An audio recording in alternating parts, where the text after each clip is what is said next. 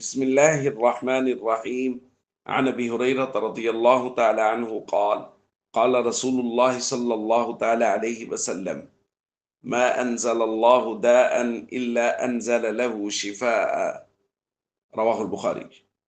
نبی کریم صلی اللہ علیہ وسلم نے ارشاد فرمایا، اللہ تعالیٰ نے کوئی ایسی بیماری نہیں اتاری جس کی دوا نہ اتاری ہو۔ صحیح مسلم کی روایت میں ہے، نبی کریم صلی اللہ علیہ وسلم نے ارشاد فرمایا، لِكُلِّ دَاءٍ دَوَاءٌ، ہر بیماری کی کوئی نہ کوئی دوا ہے۔ فَإِذَا أُصِيبَ دَوَاءُ الدَّاءِ، جب دوا بیمار تک پہنچتی ہے، یعنی جو مرض لاحق ہے اس کی دوا جب وہ کسی آدمی کو مل جاتی ہے اور وہ استعمال کر لیتا ہے، برا بِإِذْنِ اللہ، تو یہ مریض اللہ کے حکم سے ٹھیک ہو جاتا ہے۔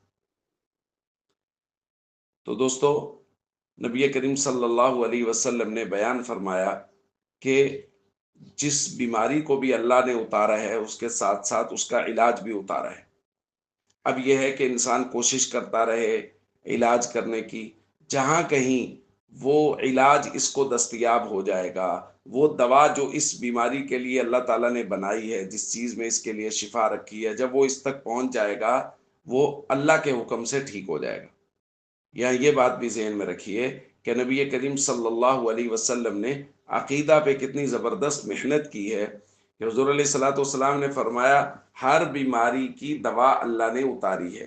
جب مریض کو وہ دوا مل بھی جائے اور وہ استعمال بھی کر لے، پھر بھی دوا میں کوئی اثر نہیں ہے، ذاتی طور پہ وہ مؤثر نہیں ہے، مؤثر صرف اور صرف اللہ کی ذات ہے۔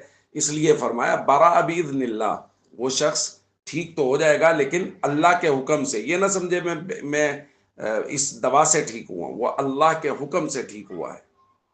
السلام علیکم ورحمۃ اللہ وبرکاتہ۔